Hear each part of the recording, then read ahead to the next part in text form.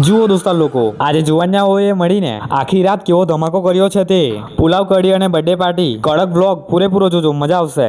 સો એ guys, કેમ છો? આ વ્લોગ પાર્ટી અને બર્થડે પાર્ટી પર થવાનો છે. રાત્રે બધા ભેગા થઈને મિશન પર લાગી ગયા. કોઈ બટાકા છોલે છે, કોઈ મચ્ચા કાપે છે અને કોઈ આદુ લસણ છોલે છે. પેલી બાજુ પ્રતિકભાઈ ઉભી રહીને સ્ટાઇલ મારે છે અને આ બાજુ ખાચ ખાચ કરીને કાકડી સીણે છે. અરે દોસ્તાર બસ કર, કાકડીનું બધું પાણી કાઢી નાખ્યું છે તું એ તો. ને આ જુઓ આપણા ટ્રેડર ભાઈ બટાકા છોલતા છોલતા ફોનમાં જોઈને બે ચાલીનું ટ્રેડ પણ કરી દીધું છે. હા, ટ્રેડર બોલે. બીજી બાજુ આપણા પ્રતિક સુલુલુલુ સ્ટાઇલમાં ચૂલો હલગાવતા છે. ચોખા માટે ગરમ પાણી કરવા હારું. ભાઈ છેલ્લે પણ સુલુલુલુ સ્ટાઇલમાં ધુમાડો કાઢીને હલગાવી દીધો છે ચૂલો. ને મળવા મોટા વીઆઈપી સાથે. બાળકનું નામ છે આરવ, પણ બહુ આઈટમ છોકરો છે. ના કદ પર નહીં જાતા. કદમાં ભલે નાનો છે પણ પાર્ટીમાં મોટો સાહસ કરવા આવ્યો છે. ટ્રેડરભાઈએ પણ પ્રોફિટ કરીને ફોન સાઈડ પર મૂકીને બટાકા છોલવા લાગી ગયા છે. અને હવે દોસ્તો લોકો ખાચ ખાચ સુલુલુલુ સ્ટાઇલમાં કોઈ ગાજર સમાર છે તો કોઈ બટાકા છોલે છે અને કોઈ સુલુલુલુ સ્ટાઇલમાં આદુ લસણ છોલે છે. અને આ જુઓ સુલુલુલુ સ્ટાઇલમાં બધા શાકભાજી સમારીને એકદમ કડક તૈયાર કરી દીધા છે. અને અહીંયા કેતનભાઈ ઉભી રહીને સુલુલુલુ સ્ટાઇલમાં સમારેલા શાકભાજીને જોઈને મનમાં કરે જબરું દે હું સુલુલુલુ સ્ટાઇલ તો બસ એવી રીતે ફટાફટ ખાવાનું બનાવી દેજો. મેં પણ કહી દીધું. પછી થોડી રાહ જો આ બાજુ સુલુલુલુ સ્ટાઇલમાં ચૂલો સળગતો છે ને આ બાજુ કોઈએ વિરલને આદુ ખવડાવી દીધું છે કે આદુ ખાઈને તાનમાં આવી ગયો, સીધો ચૂલો હલગાવા લાગી ગયેલો હતો. ચોખા ચટાટા એમાં ઉપરથી ગાજર ને વટાણા પણ લાખી દીધા ચડવા. ગાઈસ, ગાજર ને વટાણા નાખ્યા હતા ખરા પણ ઉપર તણ ગયા કરે. એ કેમ કોમેન્ટમાં કહેજો. ચોખા મસ્ત ચડીને બોવડા થઈ ગયા એટલે બહાર કાઢી દીધા. ચોખા બહાર કાઢતા હતા એટલે અમને ઓછા લાગ્યા તો બીજું પેકેટ લેવા હારો અમે 3 જણા નીકળી ગયા અને દુકાન આવી પણ ગયા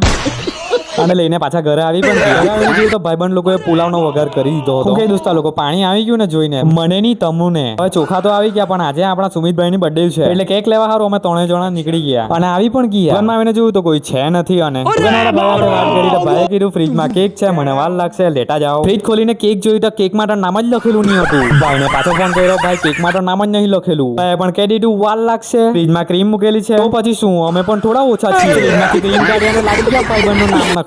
જેવું તેવું નામ આવડતું હતું તેવું લખીને છેલ્લે કેક બોક્સમાં પેક કરીને લઈ લીધી અને ગાઈસ કેક લઈને હાથમાં પકડીને રવાના થયા ઘર તરફ. ઘર આવીને જોયો તો રાઈટ ટાઈમિંગ પર રાઈટું પણ બની ગયું હતું અને વઘાર પણ થઈ ગયો હતો. બીજી બાજુ જોયું તો પુલા પણ રેડી હતું. પુલા પર મસ્ત લીલોછમ દાણો પણ છાડી દીધો હતો. બીજી બાજુ કઢી કઈ મને બી બતાવની તો લેટ તો કઢી પણ બનીને રેડી થઈ ગઈ હતી. દાણાનો આશીર્વાદ લેતી હતી. હવે વારો આવ્યો આપણા બર્થડે બોય એટલે કે સુમિતભાઈની કેક કાપવાનો. સુમિતભાઈ સ્પાર્ક કેન્ડલ સળગાવવા ગયા પણ કેન્ડલ જ દોગો આપી દીધો, સળગી જ નહીં.